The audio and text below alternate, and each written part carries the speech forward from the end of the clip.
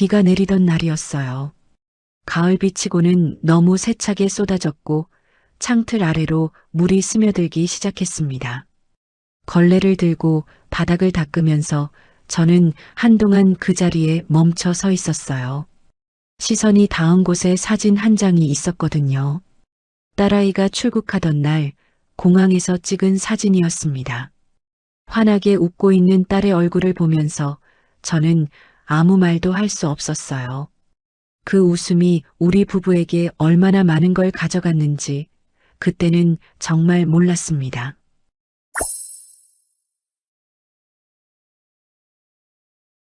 안녕하세요, 여러분. 제 나이는 64입니다. 돌이켜보면 평생을 열심히 살았다고 생각했는데 지금 제가 사는 곳은 서울 외곽의 반지하예요. 이 이야기를 꺼내는 게 쉽지 않습니다. 그래도 누군가는 들어야 할 이야기인 것 같아서 용기를 내보려고 해요. 저는 초등학교에서 교무행정사로 일했습니다. 교무실에서 공문을 처리하고 각종 서류를 관리하고 학교 행정 전반을 뒤에서 받쳐주는 공무직이었습니다. 화려한 자리는 아니었지만 그래도 나라에서 인정하는 직장이었고 저는 그 자리에서 20여 년을 성실하게 일했어요. 남편은 지방 공기업에서 관리직으로 정년을 채웠습니다. 우리 부부는 처음부터 여유 있는 사람들이 아니었습니다. 결혼할 때 양가에서 받은 도움이 거의 없었어요.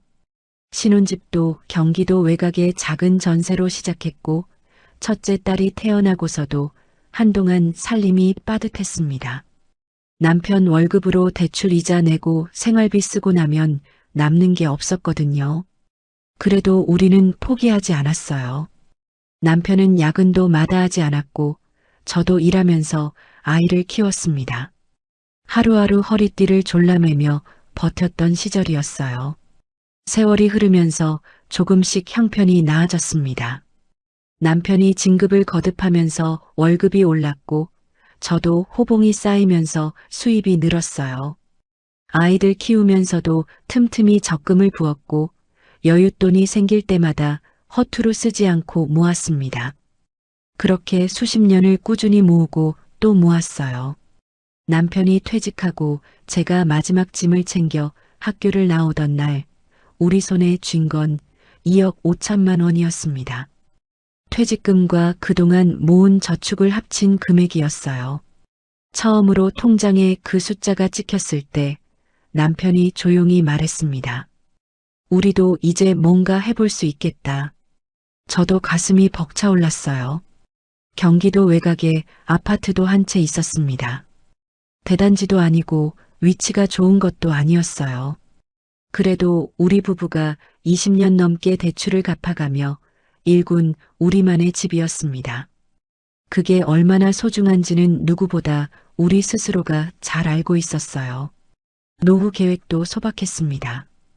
2억 5천만 원을 안전하게 굴리면서 연금이랑 합쳐서 월 250 정도면 충분하다고 생각했어요.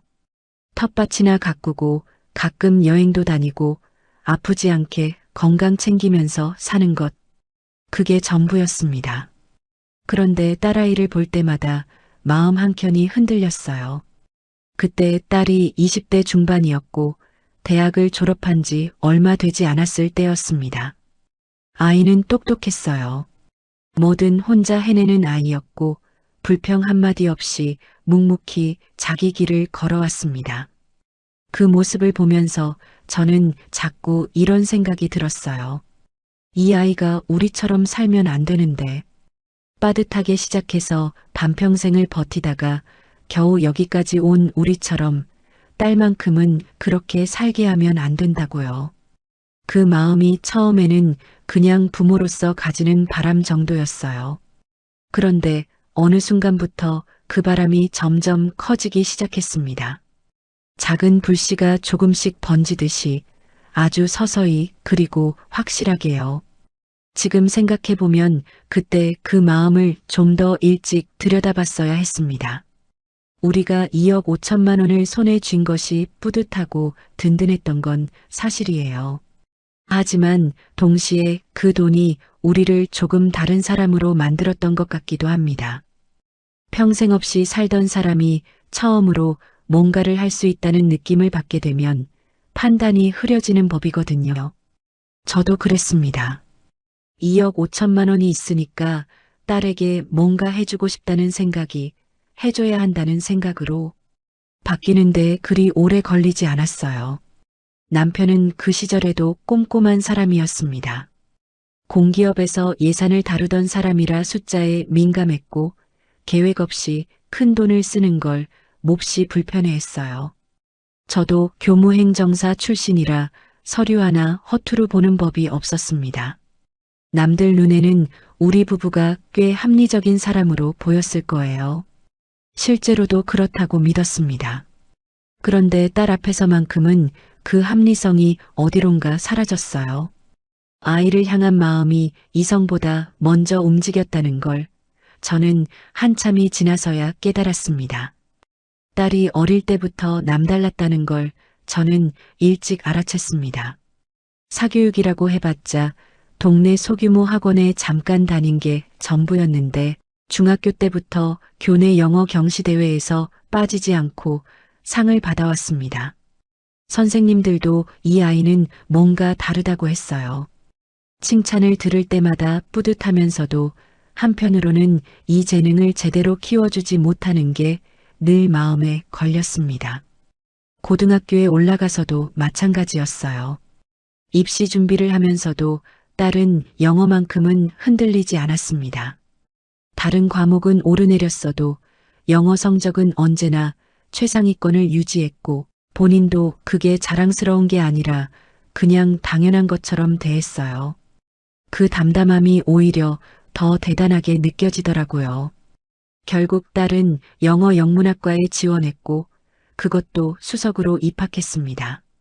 합격 통보를 받던 날 남편이 퇴근하자마자 딸을 안았는데 저는 부엌에서 그 모습을 보다가 혼자 울었어요. 기쁨이기도 했고 안도이기도 했습니다. 이 아이가 자기 길을 찾았구나 싶었거든요. 대학에 들어간 딸은 더 열심히 했습니다. 전공 수업만 듣는 게 아니라 원서로 된 책을 찾아 읽고 영어로 된 강의 영상을 찾아보고 교수님 연구실에도 자주 들락거렸어요. 학점도 좋았지만 그보다 뭔가를 스스로 파고드는 힘이 있었습니다.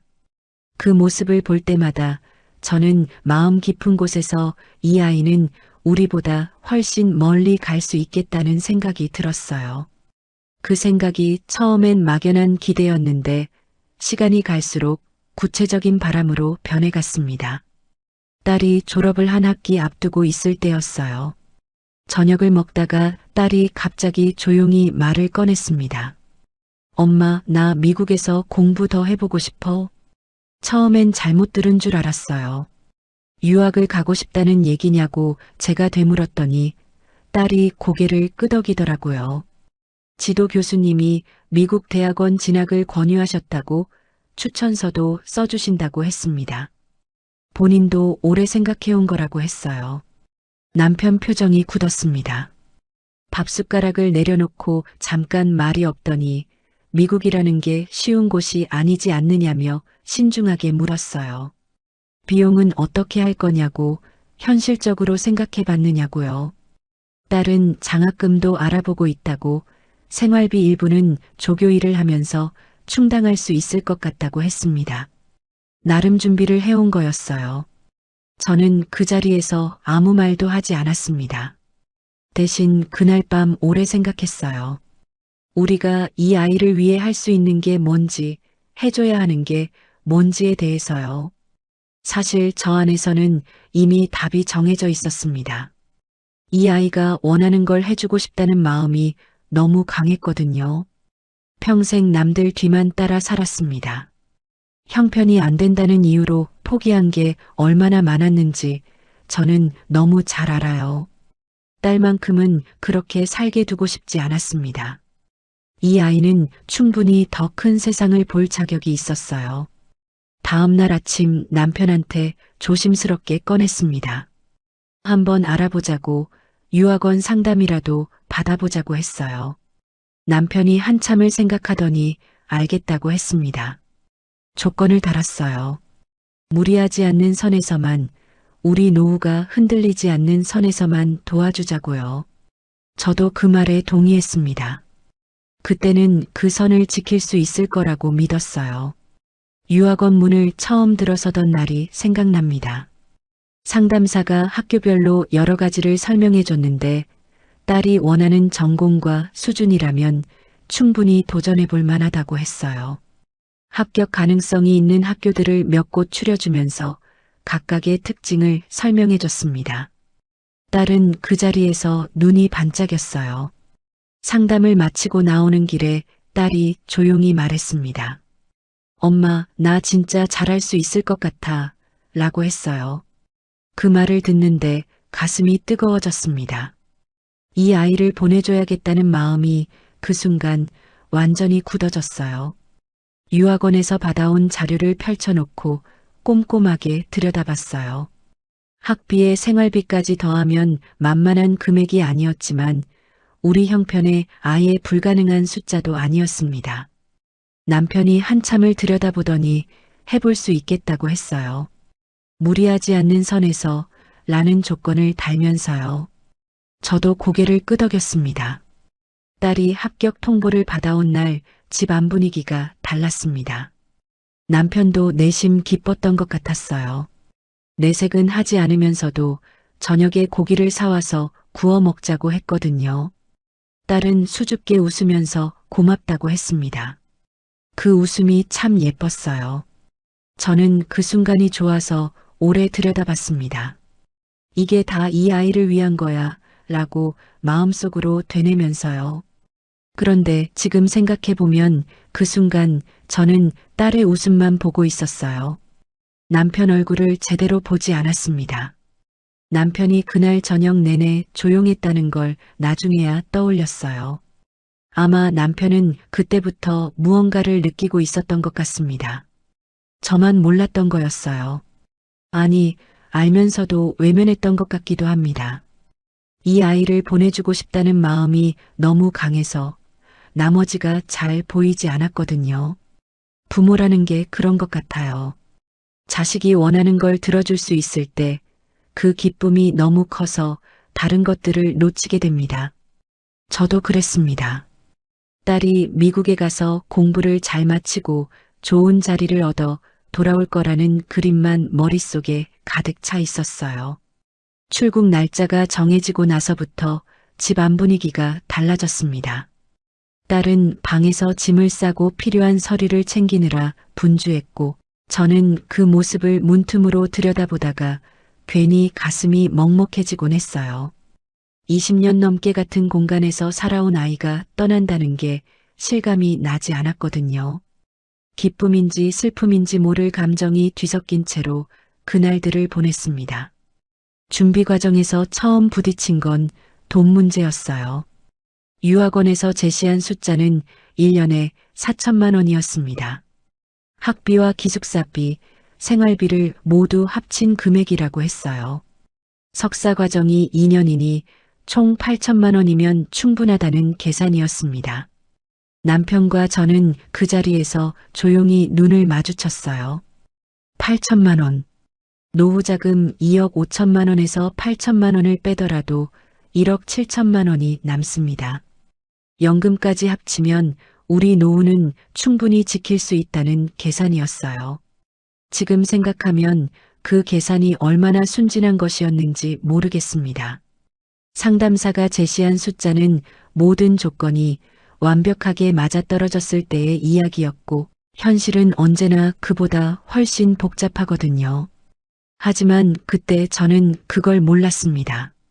남편이 한 가지 제안을 했어요. 노후 자금은 손대지 말자고 마지막 보루로 남겨두자고 했습니다. 대신 아파트를 담보로 대출을 받아서 초기 비용을 마련하자고 했어요. 저도 그 말이 맞다고 생각했습니다. 2억 5천만 원은 건드리지 않고 대출 5천만 원으로 시작하면 부담이 덜하다고 여겼거든요. 그렇게 해서 아파트를 담보로 5천만 원을 빌렸습니다. 매달 원리금을 갚아나가야 했지만 그 정도는 감당할 수 있다고 생각했어요. 딸의 장학금과 조교 수입도 있으니 생활비 일부는 충당이 될 거라 믿었고요. 출국 준비를 하면서 예상보다 먼저 돈이 나갔습니다. 비행기 티켓, 현지에서 첫 달 생활을 위한 초기 정착 비용, 의료보험 가입 비용까지 챙기다 보니 출국 전에 이미 500만 원 넘게 쓴 거더라고요. 딸이 미안하다고 했어요. 저는 괜찮다고, 이 정도는 아무것도 아니라고 했습니다. 그 말이 거짓은 아니었어요. 그때까지는요. 출국 당일 아침 저는 새벽 4시에 눈이 떠졌습니다. 딸 방으로 가보니 아이는 이미 일어나서 캐리어 옆에 앉아 있었어요. 자다가 너무 긴장돼서 깼다고 했습니다. 저는 아무 말 없이 옆에 앉아서 딸 손을 잡았어요. 한동안 둘 다 말이 없었습니다. 새벽의 고요함 속에서 그렇게 앉아 있었어요. 그 시간이 지금도 선명하게 남아 있습니다. 공항에 도착해서 수속을 마치고 마지막 인사를 나눌 때였어요. 딸이 저를 꼭 안으며 꼭 잘할게 라고 말했습니다. 그 말을 듣는 순간 눈물이 차오르더라고요. 억지로 참으면서 웃는 척 고개를 끄덕였습니다. 잘 다녀와, 건강해라, 그 말이 전부였어요. 딸이 탑승구 안으로 들어가는 뒷모습을 남편과 나란히 서서 지켜봤습니다. 딸이 보이지 않을 때까지요. 돌아오는 차 안이 너무 조용했어요. 한참을 달리다가 남편이 말했습니다. 우리 괜찮을까? 저는 망설임 없이 당연하죠 라고 대답했어요. 그때는 진심이었습니다. 정말로 괜찮을 거라고 믿었어요. 딸이 잘 해낼 거라고, 2년이면 끝난다고, 그때까지만 버티면 된다고 생각했거든요. 그 믿음이 그렇게 빨리 흔들릴 거라는 건 상상도 하지 못했습니다. 첫 학기 등록금 고지서가 도착한 건 출국하고 2달쯤 지나서였어요. 이메일로 받아서 직접 확인했습니다. 숫자를 보고 처음에는 잘못 본 줄 알았어요. 유학원에서 들었던 것보다 훨씬 많았거든요. 학비 자체는 비슷했는데 의무가입 보험료, 캠퍼스 시설 이용료, 각종 학생회비 같은 항목들이 줄줄이 붙어 있었습니다. 그것만이 아니었어요. 딸이 살던 기숙사가 학교에서 멀어서 중간에 아파트를 얻어야 했는데 미국 주거비가 생각보다 훨씬 비쌌습니다. 월세에 관리비에 가구까지 들어가다 보니 생활비가 눈에 띄게 불어났어요. 남편에게 말하기가 망설여졌어요. 괜찮아. 이 정도는 버틸 수 있어. 스스로에게 그렇게 말했습니다. 딸은 그 사이에도 열심히 했어요. 수업도 잘 따라가고 있다고 했고 교수님한테도 좋은 평가를 받는다고 했습니다.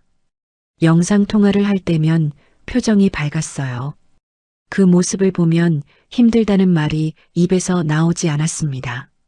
딸이 잘 해내고 있는데 돈 걱정을 내비치는 게 미안했거든요. 그래서 저도 괜찮다고, 걱정 말고 공부만 하라고 했어요. 지금 돌이켜보면 그 순간이 첫 번째 실수였던 것 같습니다. 그때 딸한테 솔직하게 말했어야 했어요.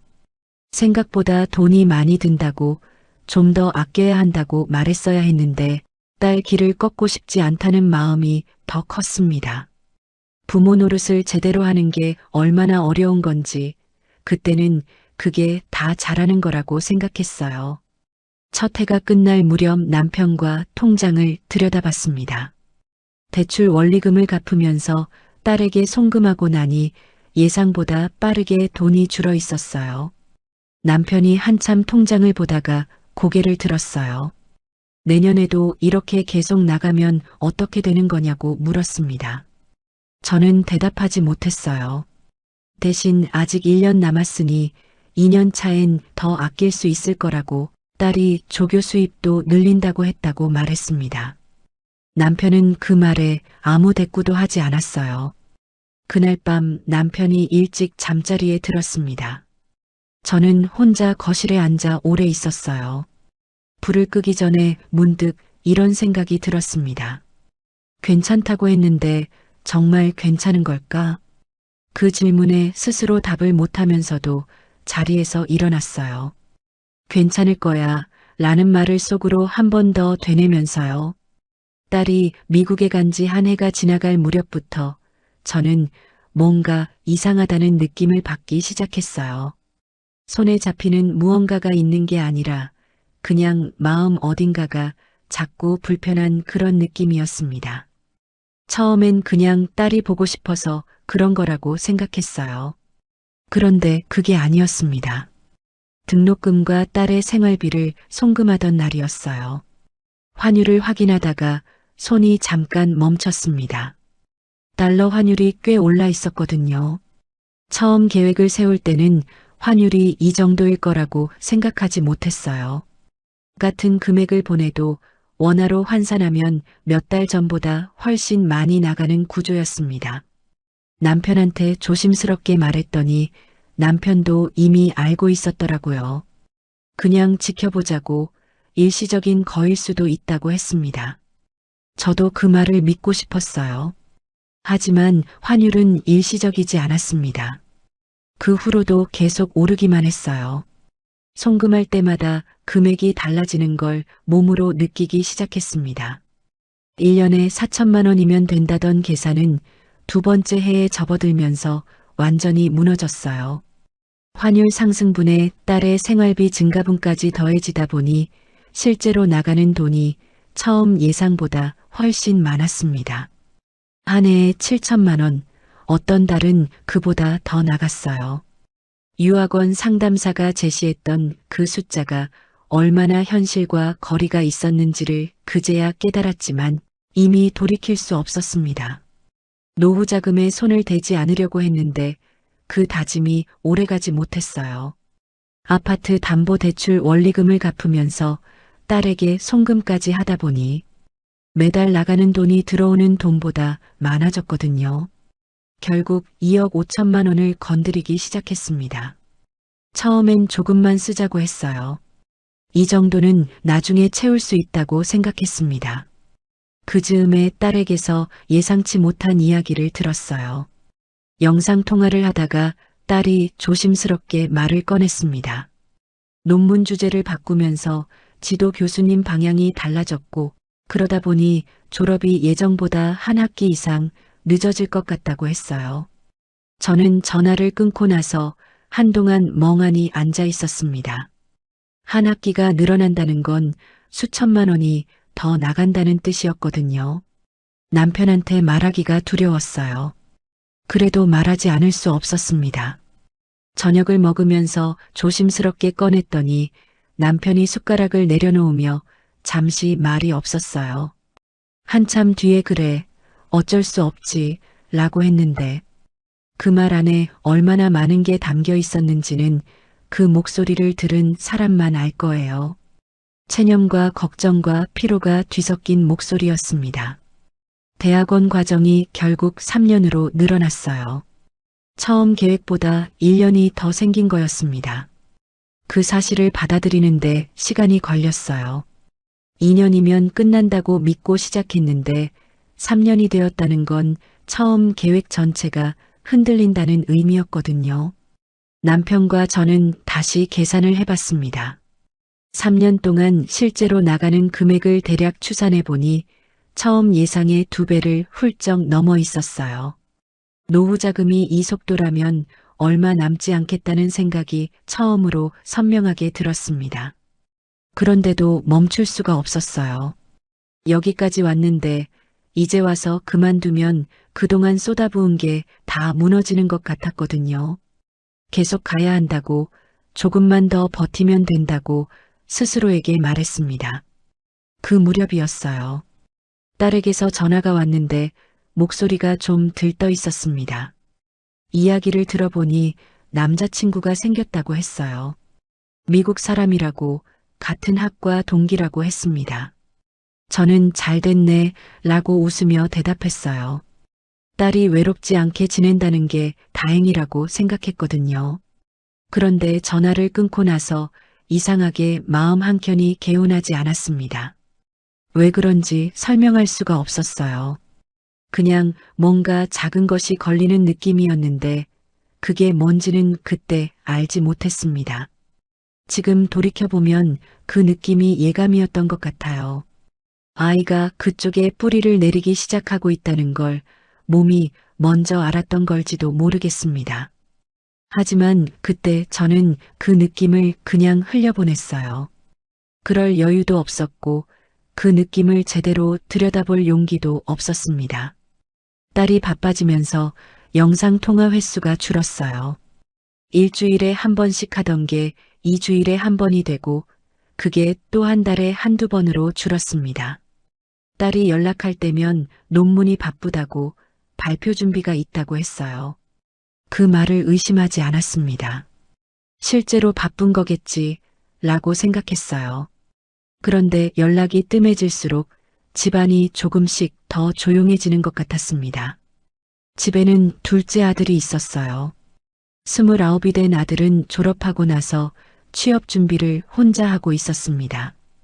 필기시험 준비도 하고 면접도 여러 군데 보러 다녔는데 번번이 결과가 좋지 않았어요. 아들 방에서 자판 두드리는 소리가 늦은 밤까지 들릴 때면 마음이 쓰였습니다. 그래도 저는 아들한테 제대로 신경을 써주지 못했어요. 딸 유학 비용을 감당하는 것만으로도 이미 정신이 없었거든요. 아들이 밥을 먹다가 누나 이야기가 나오면 아무 말 없이 밥그릇을 들고 방으로 들어가곤 했습니다. 그게 이상하다고 느끼면서도 왜 그러는지 물어보지 못했어요. 물어볼 타이밍을 자꾸 놓쳤습니다. 아니면 솔직히 말하면 피했던 것 같아요. 물어봤다가 어떤 말이 나올지가 두려웠던 거였습니다. 어느 날 아들이 거실 소파에 앉아서 창밖을 보고 있었어요. 텔레비전도 켜지 않고 그냥 멍하니 있었는데 뭐 하느냐고 물었더니 그냥 생각 중이라고 했습니다. 뭘 생각하느냐고 물으려다가 그냥 넘어갔어요. 저도 할 말이 없었거든요. 위로를 해줘야 했는데 위로할 자격이 있는 사람인지 스스로도 자신이 없었습니다. 딸한테 모든 걸 쏟아붓는 동안 아들한테는 거의 아무것도 해주지 못했다는 걸 그때 처음으로 직시했어요. 그래도 그날 저는 아들한테 아무 말도 하지 않았습니다. 소파 옆을 그냥 지나쳐서 부엌으로 들어갔어요. 지금도 그 장면이 생각나면 마음이 무거워집니다. 그때 옆에 앉아서 한마디라도 했어야 했는데요. 집안에는 저마다 말하지 못한 것들이 쌓이기 시작했습니다. 남편은 말이 점점 줄었고 저는 괜찮다는 말을 반복했으며 아들은 밥상에서 조용히 자리를 떴어요. 겉으로 보면 우리는 그냥 평범한 가족처럼 지냈습니다. 그런데 속으로는 이미 뭔가가 조금씩 어긋나고 있었어요. 소리도 없이 징조도 없이 그냥 아주 천천히요. 균열이라는 게 원래 그런 것 같습니다. 드라마처럼 갑자기 무너지는 게 아니라 아무도 눈치채지 못하는 사이에 조금씩 벌어지다가 어느 순간 손 쓸 수 없는 상태가 되는 거더라고요.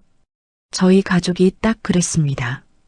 3년이라는 시간이 생각보다 빠르게 지나갔습니다. 하지만 그 빠름이 좋은 의미는 아니었어요. 하루하루 버티는 사이에 무언가가 조금씩 닳아 없어지는 느낌이었거든요. 환율이 계속 오르는 데다 대학원 과정이 한 학기 더 늘어나면서 예상했던 자금 계획이 완전히 흔들렸어요.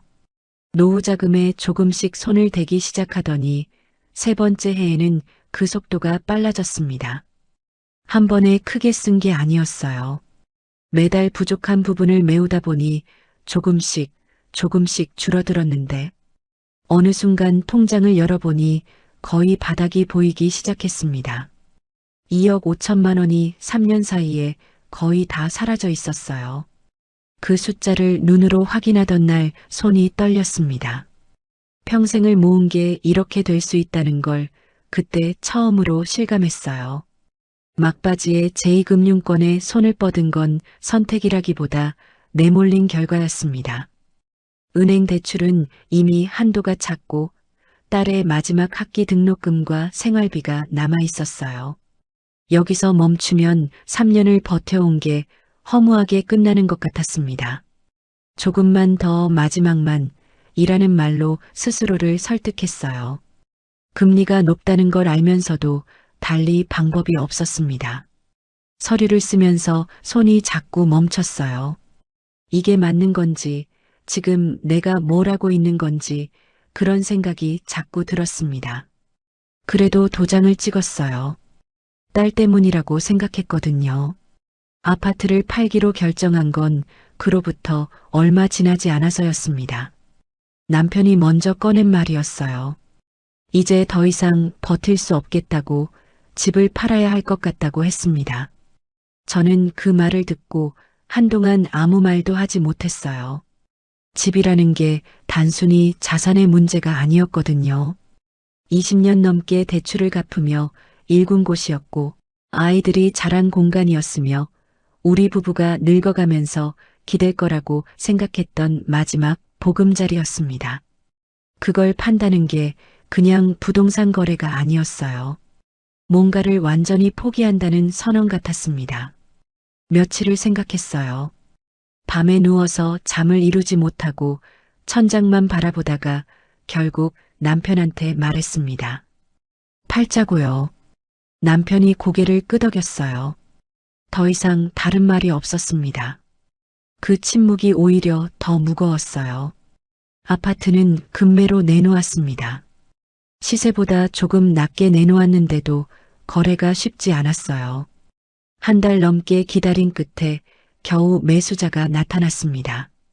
계약서를 쓰던 날 저는 부동산 사무소 의자에 앉아서 내내 창밖만 봤어요.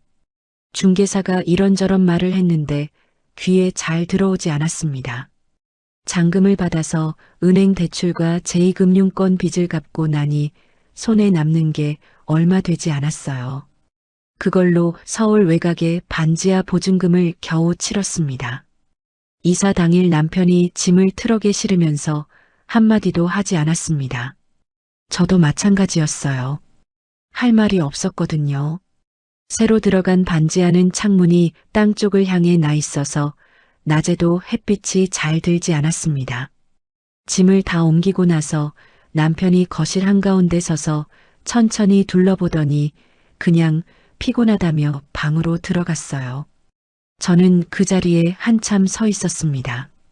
여기서 어떻게 살아야 하는 건지, 앞으로 어떻게 해야 하는 건지 아무 생각도 나지 않았어요. 연금은 매달 부부 합산으로 230만 원 정도 들어왔습니다. 그런데 제2금융권을 포함한 대출 원리금이 매달 자동이체로 거의 200만 원씩 빠져나갔어요. 손에 쥐는 돈이 30만 원 남짓이었습니다. 두 사람이 한 달을 살아야 하는데 30만 원으로는 식비도 안 됐어요. 뭔가를 해야 했습니다. 남편이 먼저 움직였어요. 아는 사람 소개로 아파트 경비원 자리를 알아봤습니다. 66의 나이에 경비복을 입게 되리라고는 상상도 하지 못했을 거예요. 남편은 아무 말 없이 첫 출근을 했습니다. 퇴근하고 돌아왔을 때 표정을 보는데 가슴이 아팠어요. 힘드냐고 물었더니 괜찮다고 했습니다. 그 괜찮다는 말이 너무 힘들게 들렸어요. 저도 가만히 있을 수 없었습니다. 나이 64세 새로 할 수 있는 일이 뭔지 찾다가 요양보호사 자격증을 알게 됐어요. 자격증 과정에 등록하고 몇 달 동안 교육을 받았습니다. 교육생 중에 저보다 나이 든 분들도 있었어요.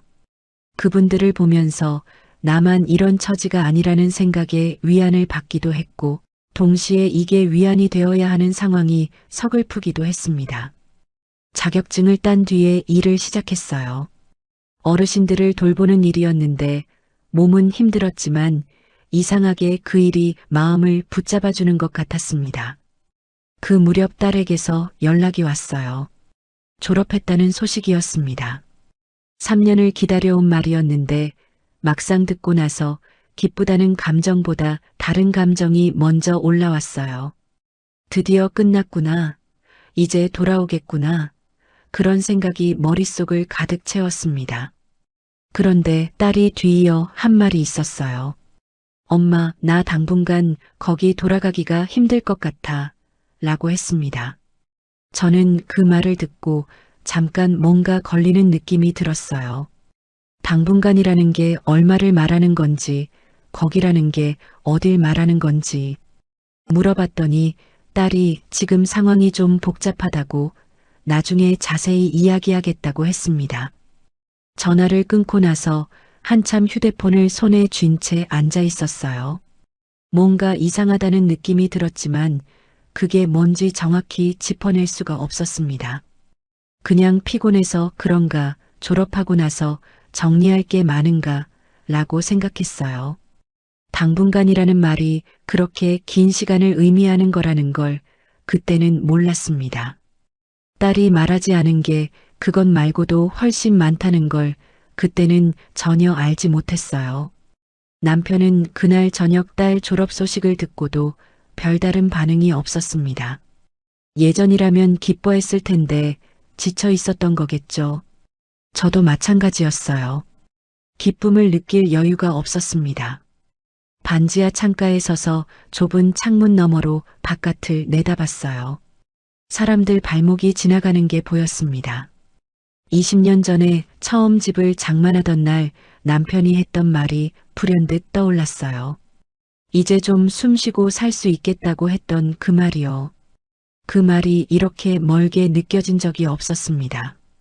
카톡 알림이 울린 건 평범한 오후였습니다. 요양보호사 일을 마치고 돌아와서 가방을 내려놓으며 휴대폰을 들었어요. 딸에게서 온 메시지였습니다. 엄마, 나 할 말이 있어. 라고 시작하는 문장을 보는 순간 뭔가 심상치 않다는 느낌이 들었어요. 다음 문장을 읽었습니다. 나 결혼하기로 했어. 미국에서 라고 쓰여 있었습니다. 그리고 그 아래에 사진 한 장이 붙어 있었어요. 딸이 낯선 남자 옆에서 환하게 웃고 있는 사진이었습니다. 한동안 휴대폰을 손에 쥔 채 움직이지 못했어요. 결혼이라는 단어를 몇 번이나 다시 읽었습니다. 미국에서 라는 말도요. 머릿속에서 뭔가가 빠르게 정리되는 것 같으면서도 아무것도 정리되지 않는 이상한 상태였어요. 기쁘다는 감정이 올라와야 하는 자리에 다른 무언가가 먼저 들어차 있었습니다. 그게 뭔지는 그 순간에 정확히 알 수 없었어요. 남편은 퇴근하고 들어오자마자 제 표정을 보더니 무슨 일이냐고 물었습니다. 휴대폰을 내밀었어요. 남편이 화면을 들여다보다가 잠시 후에 소파에 앉았습니다. 아무 말이 없었어요. 저도 옆에 앉아서 같이 아무 말도 하지 않았습니다. 텔레비전도 켜지 않았고 저녁도 차리지 않았어요. 그냥 그 자리에 나란히 앉아서 각자 다른 생각을 하고 있었습니다. 영상통화는 그날 저녁에 했어요. 딸이 먼저 연결해 왔는데 화면 속에 딸 옆으로 처음 보는 얼굴이 있었습니다. 키가 크고 눈이 파란 남자였어요. 딸이 소개해줬습니다. 남자가 서툰 한국말로 안녕하세요 라고 했어요. 저는 웃으면서 반갑다고 했습니다. 남편도 웃었어요. 그런데 그 웃음이 얼마나 힘든 웃음이었는지는 우리 둘만 알았습니다. 영상통화가 끝나고 남편은 방으로 들어갔어요. 밥도 먹지 않고 그냥 들어가더라고요. 저는 부엌에서 혼자 밥을 차렸다가 먹지 못하고 그냥 뚜껑을 덮었습니다. 그날 밤 남편 방에서 아무 소리도 나지 않았어요. 주무시는 건지 그냥 누워 계신 건지 알 수 없었습니다. 문을 두드릴 수가 없었어요. 뭐라고 해야 할지 모르겠어서요. 저도 거실 소파에 앉아서 오래 있었습니다. 다음 날도 그 다음 날도 남편은 말이 없었어요. 밥은 먹었지만 반도 남겼습니다. 출근 준비를 하면서도 말없이 움직였어요. 제가 먼저 말을 걸면 짧게 대답하고 그뿐이었습니다. 평생 감정 표현이 없던 사람은 아니었는데 그때만큼은 뭔가 안으로 깊이 들어가 버린 것 같았어요. 건드리면 안 될 것 같아서 저도 기다렸습니다. 딸이 며칠 뒤에 다시 연락을 해왔어요. 엄마 아빠가 고생한 거 다 알아. 그래서 더 잘 살게. 라고 했습니다. 저는 그래, 행복하게 살아야지. 라고 대답했어요. 전화를 끊고 나서 한참을 그 말을 곱씹었습니다. 더 잘 살게 라는 말이 위로가 되었어야 했는데 그렇지 않았어요. 딸이 나쁜 마음으로 한 말이 아니라는 건 알았습니다. 그런데도 그 말이 가슴 어딘가에 걸려서 내려가지 않았어요. 우리가 원했던 건 딸이 잘 사는 것도 맞지만 그것만이 전부는 아니었거든요. 돌아오기를 바랐습니다. 가까이 있기를 바랐어요. 늙어가면서 가끔 얼굴 보고 명절에 밥 같이 먹고 그런 아주 보통의 것들을 바랐는데 그게 이제 불가능한 일이 되어버린 것 같았습니다. 평생을 모아서 2억 5천만 원을 만들었어요. 집도 있었고 연금도 있었으며 소박하지만 계획도 있었습니다. 그 모든 걸 딸을 위해 쏟아부었어요. 후회하려고 한 게 아니었습니다. 아이를 위해 하는 선택이었고 그 선택의 부모로서 최선을 다했다고 생각했어요. 그런데 결과가 이렇게 될 줄은 몰랐습니다. 딸이 잘못한 게 아니에요. 딸은 자기 삶을 살고 있는 거겠죠. 그런데도 반지하 거실에 앉아서 그 생각을 하고 있으면 뭔가 크게 빗나간 느낌을 지울 수가 없었습니다. 우리가 원하는 방향이 아닌 곳으로 모든 게 흘러가 버린 것 같은 그런 느낌이요. 결혼식은 미국에서 한다고 했어요. 현지에서 간단하게 치를 예정이고 나중에 한국에 들어올 때 식구들이랑 조촐하게 자리를 만들겠다고 했습니다. 나중에 라는 말이 언제를 말하는 건지는 몰랐어요. 묻지 않았습니다. 물어봐도 확실한 답을 들을 수 없을 것 같았거든요. 남편이 어느 날 저녁 불을 끄기 전에 조용히 말했어요. 우리가 뭘 위해 그렇게 했던 건지 모르겠다고 했습니다. 저는 아무 대답도 하지 못했어요. 그 말에 반박할 수가 없었거든요. 반박하고 싶지 않았던 것 같기도 합니다. 그냥 그 말이 맞는 것 같았어요. 우리가 뭘 위해 그렇게 했던 건지 저도 모르겠었으니까요. 딸이 나쁜 아이가 아니라는 걸 압니다. 딸의 행복을 바란다는 것도 여전히 사실이에요. 그런데 그 행복이 우리와 너무 멀리 있다는 게, 그리고 그 거리를 만드는데 우리가 직접 돈을 대고 등을 밀었다는 게 어떤 감정인지는 말로 설명하기가 어렵습니다. 억울한 것도 아니고 후회도 딱 잘라 말하기 어렵고 그냥 허전하고 묵직한 무언가가 가슴 한가운데 자리를 잡고 있는 것 같았어요. 그게 뭔지 이름을 붙이지 못한 채로 며칠이 지났습니다. 그러던 어느 날 밤이었어요. 남편이 자는 줄 알았는데 어둠 속에서 조용히 말했습니다. 요즘 막내 표정이 왜 저런 것 같아? 라고 했어요. 저는 그 말을 듣고 잠시 멈췄습니다. 남편도 느끼고 있었던 거였어요. 딸을 바라보느라 오랫동안 제대로 들여다보지 못했던 사람이 바로 옆에 있었다는 거요. 같은 밥상에 앉아 있으면서도 아들이 무슨 생각을 하는지, 얼마나 힘든지 우리는 제대로 물어본 적이 없었습니다. 그날은 평소와 다를 것 없던 저녁이었습니다. 남편은 경비 일을 마치고 일찍 잠자리에 들었고 저는 싱크대 앞에서 설거지를 하고 있었어요. 아들이 부엌 문틈에 기대서서 한동안 말없이 저를 보고 있더라고요. 뭔가 말하려는 것 같으면서도 선뜻 입을 열지 못하는 것 같았습니다. 평소에도 말이 많은 편이 아니어서 그냥 피곤한가 보다 했어요. 그런데 아들이 조용히 입을 열었습니다. 할 말이 있다고 했어요. 설거지하던 손을 멈추고 아들을 돌아봤습니다. 표정이 평소랑 달랐어요. 무거운 걸 오래 들고 있던 사람 같은 얼굴이었습니다. 거실로 나와서 마주 앉았어요. 아들이 한동안 테이블 위를 내려다보다가 천천히 말을 꺼냈습니다. 아들은 사실 오래전부터 알고 있었다고 했어요. 고개를 들어 저를 바라보더니 누나가 한국에 안 돌아올 거라는 걸 알고 있었다고 말했어요.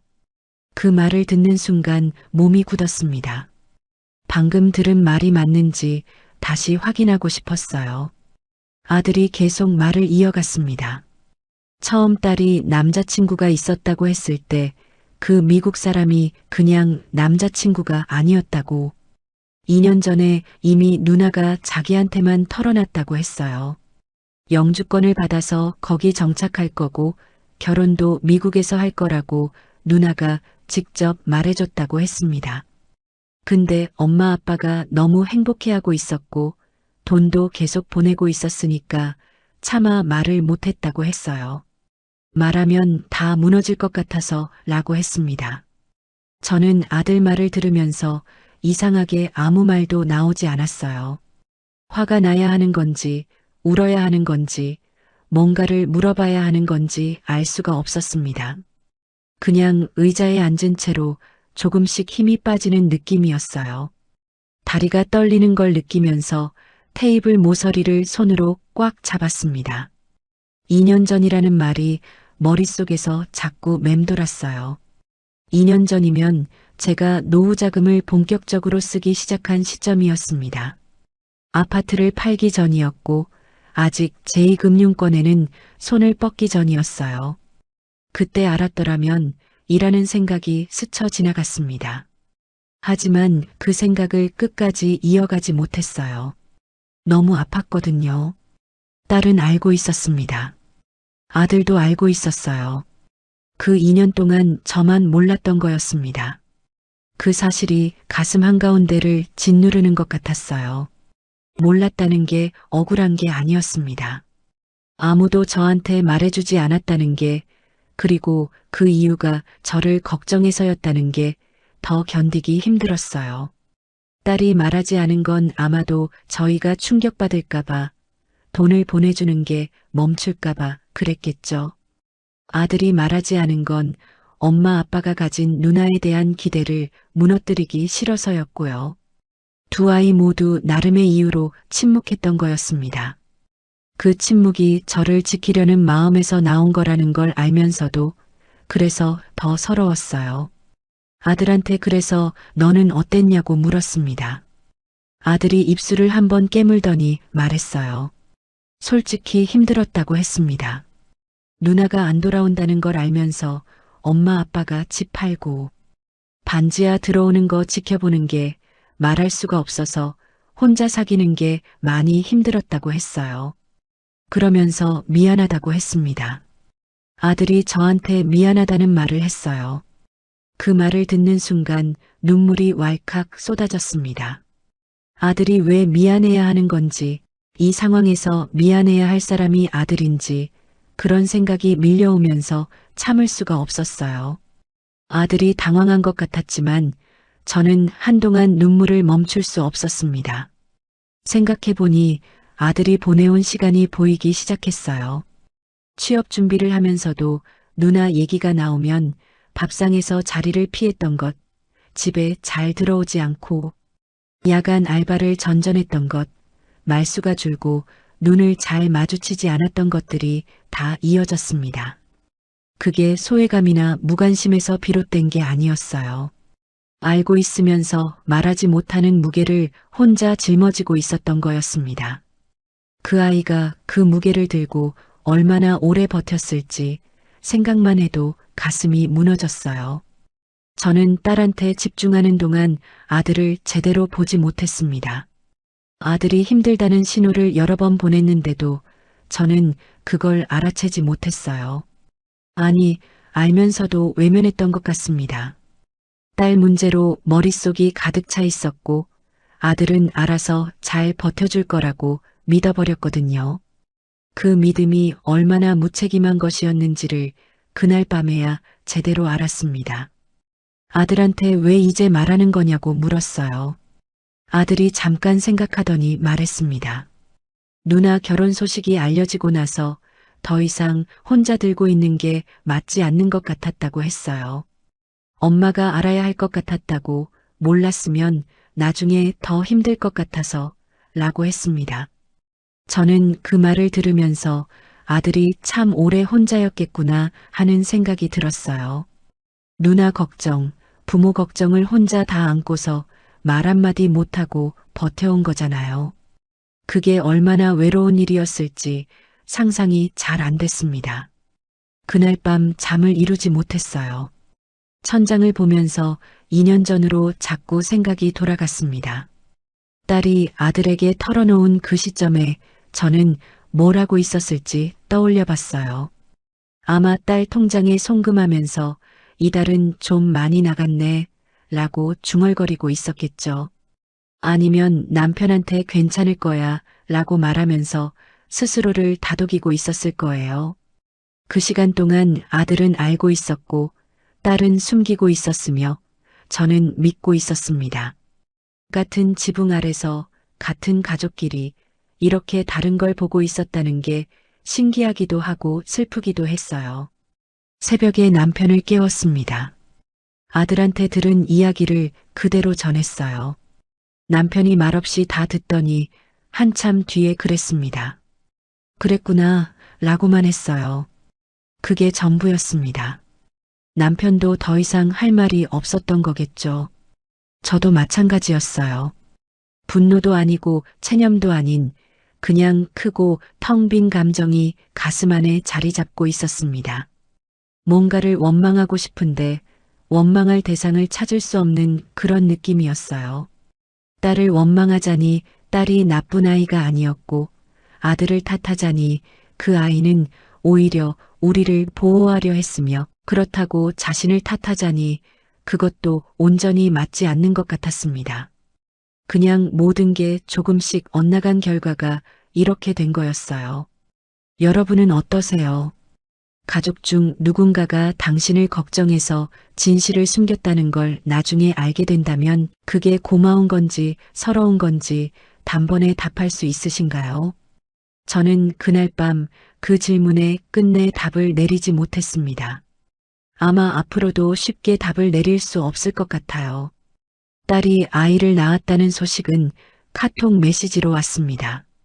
새벽에 울린 알림 소리에 잠이 깨서 화면을 들여다봤어요. 딸이 보낸 사진이었는데 작고 붉은 얼굴을 한 갓난아이가 딸 품에 안겨 있었습니다. 저는 그 사진을 한참 들여다봤어요. 손자였습니다. 우리 딸이 엄마가 된 거였어요.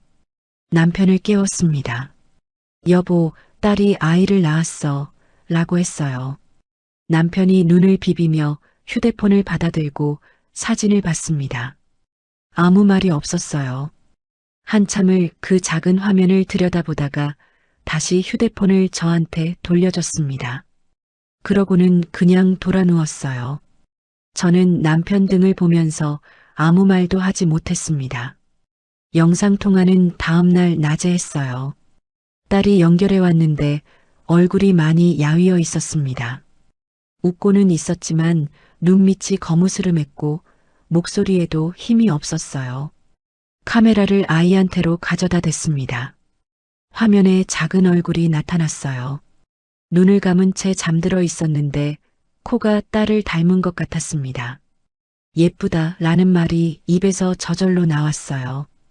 그 말 말고 다른 말이 나오지 않았습니다. 예쁘다, 건강하게 잘 컸네, 그 말을 몇 번 반복하면서 저는 화면 속 손자 얼굴을 오래 봤어요. 딸이 요즘 좀 어떠냐고 물었습니다. 딸이 잠깐 뜸을 들이다가 괜찮다고 했어요. 그런데 그 괜찮다는 말이 진짜 같지 않았습니다. 비자 문제로 병원 선택이 제한됐다는 이야기를 들은 적이 있었거든요. 미국에서 보험 없이 출산하면 비용이 엄청나다는 것도 알고 있었어요. 딸 내 형편이 넉넉하지 않다는 걸 저는 알고 있었습니다.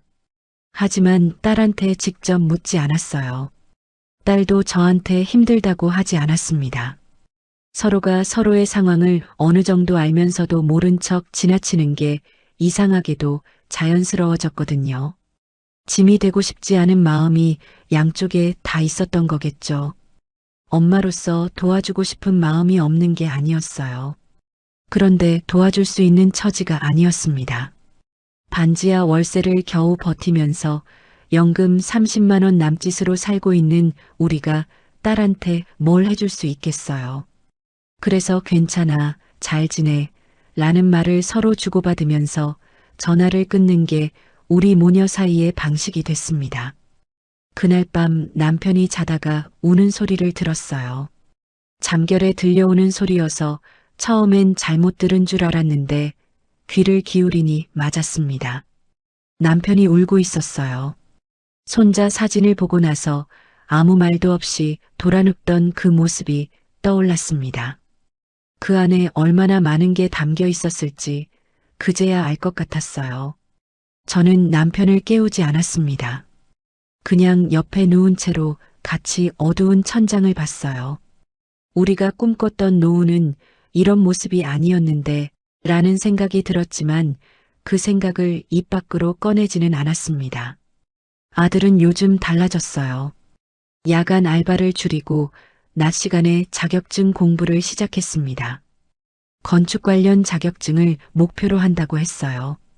공부하는 모습을 보면 뭔가 마음이 잡힌 것 같아서 다행이었습니다.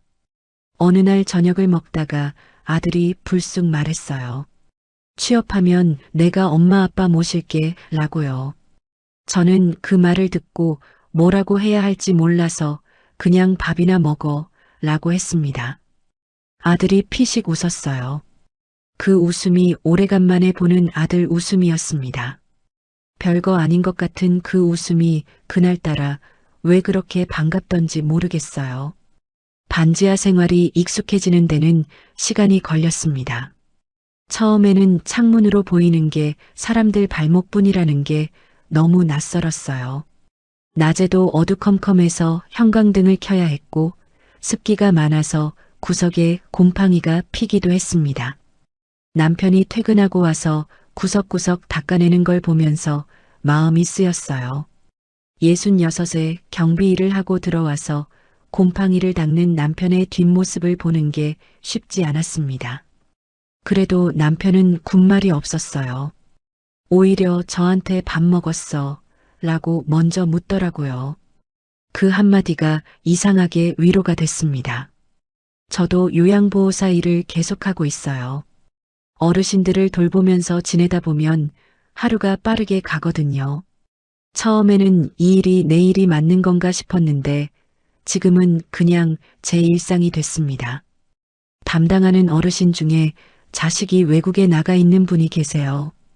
그분이 가끔 자식 이야기를 꺼낼 때면 저도 모르게 마음이 겹쳤습니다. 많이 보고 싶으시겠어요? 라는 말이 직업적인 위로가 아니라 진심에서 나오는 말이 됐어요. 그 마음을 제가 알기 때문이었습니다. 딸한테 카톡을 보낸 건 어느 평범한 오후였어요. 잘 있어 라고 짧게 보냈습니다. 금방 답장이 왔어요. 응 엄마 잘 지내 라고 했습니다. 그 5글자를 보면서 한참 화면을 들여다봤어요. 잘 지내 라는 말이 진짜인지 아닌지는 알 수 없었습니다. 딸이 정말 잘 지내는 건지 아니면 엄마를 걱정시키지 않으려고 그렇게 쓴 건지 그게 무슨 의미인지를 저는 끝내 확인하지 않았어요. 확인하고 싶지 않았던 것 같기도 하고 그냥 그 말을 믿고 싶었던 것 같기도 합니다. 그걸로 됐다고 스스로에게 말했어요. 그런데 솔직히 말씀드리면 그게 진짜 된 건지 아직도 모르겠습니다. 됐다고 말하는 게 진심인지 아니면 그렇게 말해야만 하루를 버틸 수 있어서 그러는 건지 저 자신도 구분이 안 돼요. 아마 그 경계가 어디쯤인지는 앞으로도 알 수 없을 것 같습니다. 반지하 창문으로 들어오는 빛은 좁아요. 하루 중 햇빛이 제대로 드는 시간이 1시간도 안 됩니다. 그래도 그 빛이 바닥에 닿는 걸 보면 이상하게 마음이 좀 가라앉더라고요. 좁아도 빛은 빛이거든요. 그 생각을 하면서 하루를 시작합니다. 지금 우리 형편이 나아진 건 아닙니다. 대출 원리금은 여전히 나가고 있고 남편은 여전히 경비 일을 하며 저는 여전히 어르신들을 돌보고 있어요. 통장 잔고는 늘 빠듯하고 앞으로 어떻게 될지도 확신할 수 없습니다. 그런데 이상하게도 예전처럼 무너질 것 같은 느낌은 들지 않아요. 아마 더 잃을 게 없다는 걸 알기 때문일 수도 있고, 아니면 그냥 이것도 삶이라는 걸 받아들이게 됐기 때문일 수도 있습니다. 딸을 원망하느냐고 물으신다면 솔직히 모르겠다고 할 수밖에 없어요. 원망이 없다고 하면 거짓말이고, 그렇다고 온전히 원망이라고 부를 수 있는 감정도 아닙니다. 그냥 내 아이가 저 멀리 있고 나는 여기 있고 그 사이에 바다가 하나 있다는 게 현실이에요. 그 현실을 붙잡고 싸울 수도 없고 외면할 수도 없습니다. 그냥 안고 가는 거겠죠. 이 이야기를 듣고 계신 여러분께 드리고 싶은 말이 있어요. 자식을 위한 마음이 잘못된 게 아닙니다. 그 마음은 세상에서 가장 순수한 것 중 하나예요. 다만 그 마음이 너무 커지면 자신을 잃어버릴 수 있습니다. 저처럼요. 긴 이야기를 끝까지 들어주셔서 감사합니다.